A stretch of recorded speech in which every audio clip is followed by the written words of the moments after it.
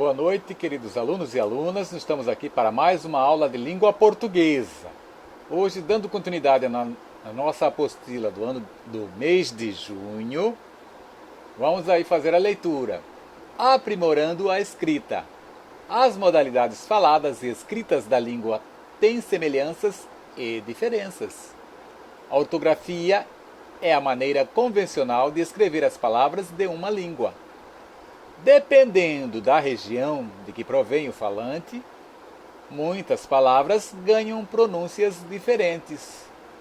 Para mostrar isso, o autor procurou escrever na crônica as palavras não de acordo com a norma, mas da maneira como ele acha que são pronunciadas. Releia um trechinho.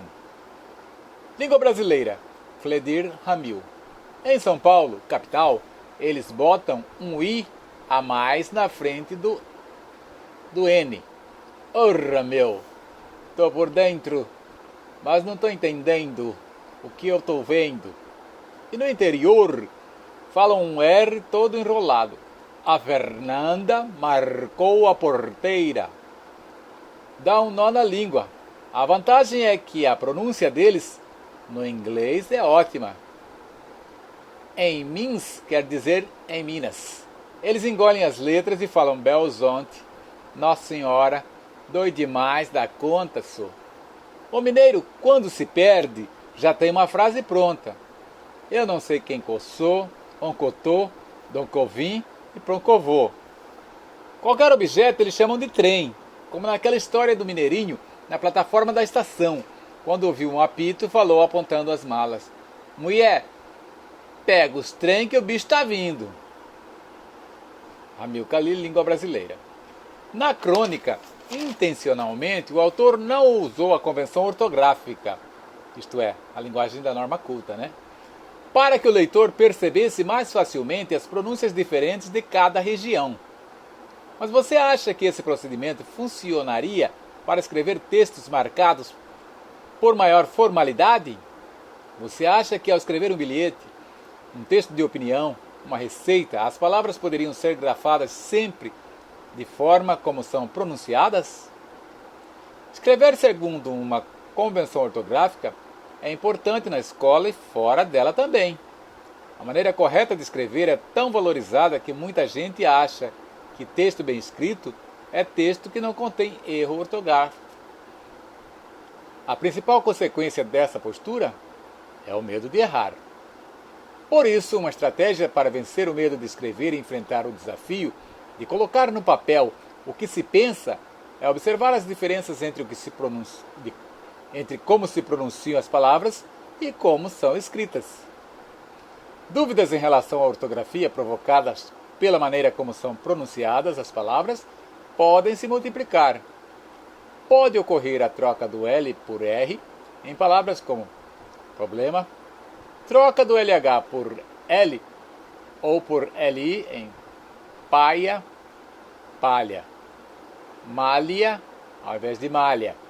Redução de palavras como abóbora ao invés de abóbora, árvore ao invés de árvore. Além da ortografia, outro aspecto que é inerente à modalidade escrita é o uso de sinais de pontuação. Eles são importantes em textos escritos por três razões fundamentais: razão entonacional, razão lógica e razão expressiva. Os sinais de pontuação indicam pausas e mudanças na melodia do texto, sinalizando ao leitor a hora de mudar a entonação na leitura. Para revisar textos escritos e ajustá-los às situações que exigem uma escrita formal, a sugestão é que você aprenda a fazer 4 ações para revisar o texto. Cortar, retirar passagens repetitivas ou expressões que podem ser desnecessárias no texto escrito. Acrescentar, inserir informações que possam dar mais clarezas ao texto escrito. Substituir, trocar termos que possam ser vagos ou imprecisos por palavras ou expressões mais específicas ou precisas. Inverter, mudar a ordem de expressões ou segmentos do texto escrito para deixar mais claro o encadeamento lógico das ideias apresentadas. A seguir, você vai ler duas versões, uma falada, outra escrita, de uma entrevista concedida por Antônio Nóbrega em 1952 ao jornalista Fernando Faro, para um programa apresentado na TV Cultura em 23 de maio de 1996. Leia as duas versões atentando para as semelhanças e diferenças entre elas, o que foi cortado, acrescentado, substituído ou invertido. Texto original. As lembranças que eu tenho da casa, da minha infância, era uma casa de cimento. De cimento brilhoso, Cimento vermelho, cimento verde às vezes. E eu me lembro que minha mãe, por ser paulista, ela tinha um zelo muito grande pela casa. Mas casa de cidade do interior é uma casa muito diferente das casas paulistas, de onde ela vinha. Então ela tinha muita dificuldade em dar arrumação à casa que ela gostava, que ela gostaria de ter dado. As paredes eram de cal, Sempre se pintava as paredes de cal. Telhados não havia. Como se diz? Não haviam. Eram as telhas, Nós víamos sempre o telhado. Não havia isso que está me faltando as palavras.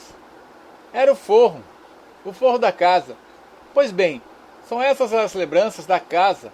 Portas de madeira, sempre de madeira de lei. É por aí. Agora vamos ver o texto editado, As lembranças da minha infância que eu tenho da casa são as seguintes. Era uma casa de cimento brilhante, vermelho, verde às vezes. Eu me lembro que minha mãe, por ser paulista, tinha um zelo muito grande pela casa. Mas casa de cidade do interior é muito diferente das casas paulistas, onde ela vinha. Ela tinha muita dificuldade em dar a arrumação que ela gostaria de ter dado à casa. Sempre se pintavam as paredes de cal. Nós víamos sempre o telhado. Não havia o forro. As portas eram de madeira de lei. Pois bem, são essas lembranças da casa. É por aí. Então vamos lá. Agora vamos para as atividades. Repare que na transcrição do texto, ou seja, falado, as pausas da fala são representadas pelas reticências, os 3 pontos que aparecem. Preste atenção ao uso dos sinais de pontuação na versão editada, aquela que foi corrigida, ou seja, escrita do texto. O que você observou? Você vai responder aqui nessa questão.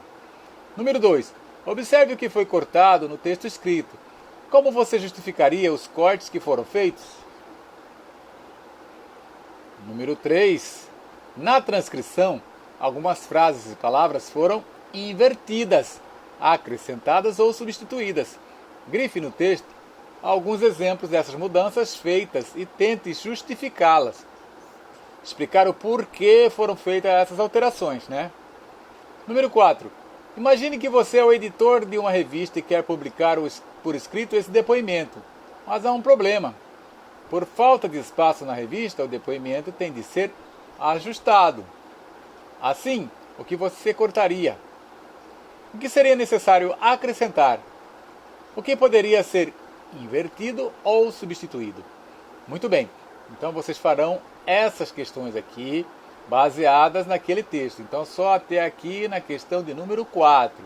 Boa atividade para vocês, boa aula, boa noite e após o término da aula, bom descanso para vocês. Tudo de bom para vocês e fiquem com Deus.